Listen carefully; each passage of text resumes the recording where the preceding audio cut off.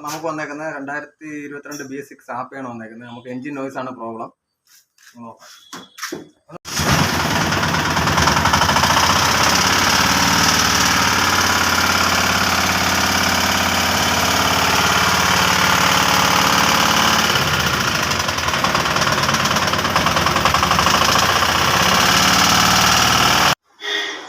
ഈ സൗണ്ട് നമുക്ക് സോൾവ് ചെയ്യാം.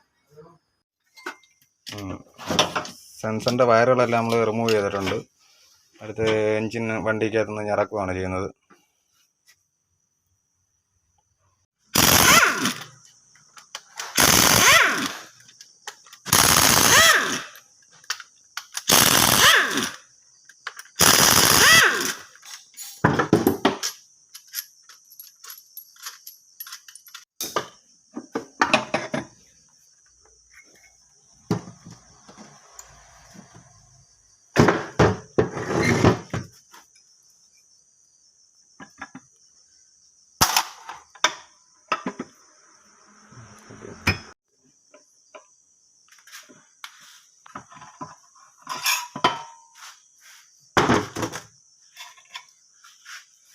ഇത് ക്രാങ്ക് ട്രസ്റ്റ് വാഷ് പൊട്ടി വീണാണ് ഇതിൻ്റെ കംപ്ലൈൻറ്റ്.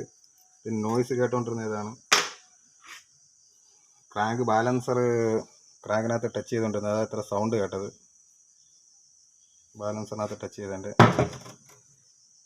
പിന്നെ നമുക്ക് ക്രാങ്കിൻ്റെ ബെയറിങ് എല്ലാം തേച്ചിട്ടുണ്ട്. ക്രാങ്കിൻ്റെ ബെയറിങ് എല്ലാം മാറണം. ബെയറിങ് എല്ലാം മാറി നമുക്ക് സെറ്റ് ചെയ്യാം.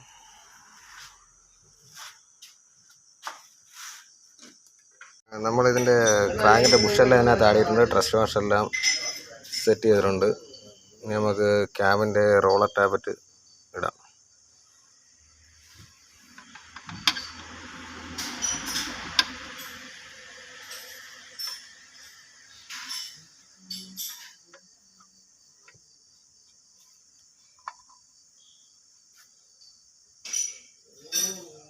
വെട്ടതിൻ്റെ താപ്പോട്ടാണ് നിൽക്കുന്നത്.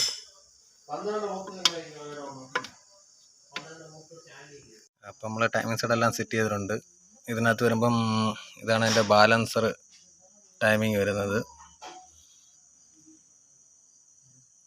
പിന്നെ ക്യാമിൻ്റെ ടൈമിങ് വരുമ്പോൾ ഇതാണ് വരുന്നത്.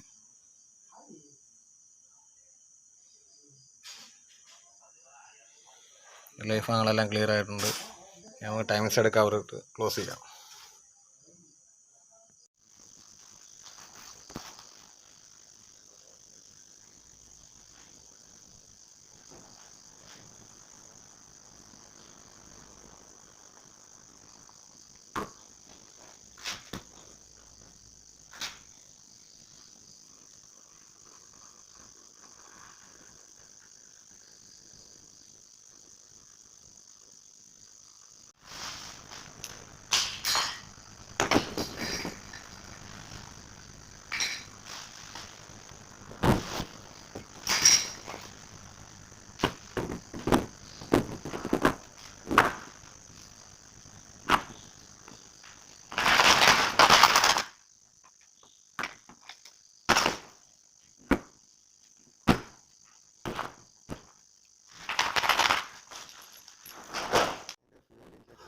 ഇതാണ് ഇതിൻ്റെ ഫ്യൂൽ പ്രഷർ പമ്പ്.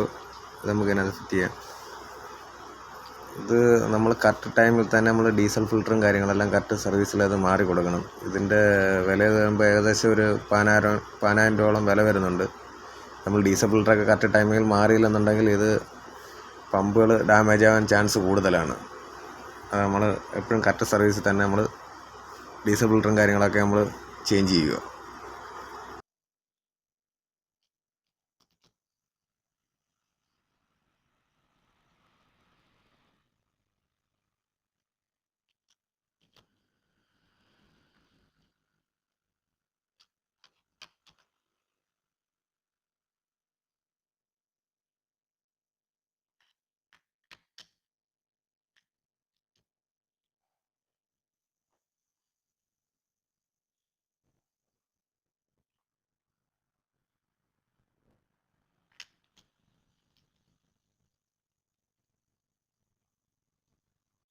ഇതാണ് ഇതിൻ്റെ ഫ്യൂൽ ഇഞ്ചക്ടർ വരുന്നത്.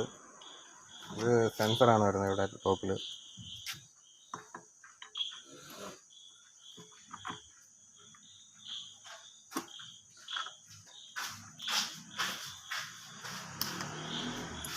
റോയലിനകത്തുനിന്ന് ഇഞ്ചക്റ്റിലോട്ട് വരുന്ന ലൈനാണിത്.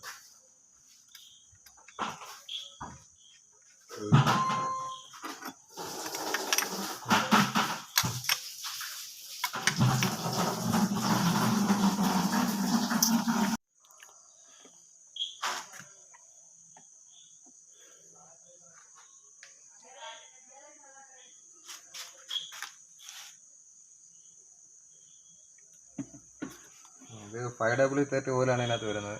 2 ലിറ്റർ ഓയിലാണ് എഞ്ചിൻ കപ്പാസിറ്റി വരുന്നത്.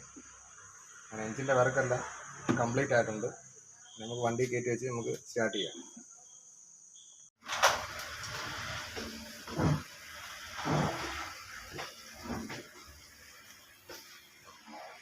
അങ്ങനെ പണിയെല്ലാം കംപ്ലീറ്റ് ആയിട്ടുണ്ട്. നമുക്ക് സ്റ്റാർട്ട് ചെയ്യാം. അതിലാണ് സ്റ്റാർട്ട് ചെയ്യടാ.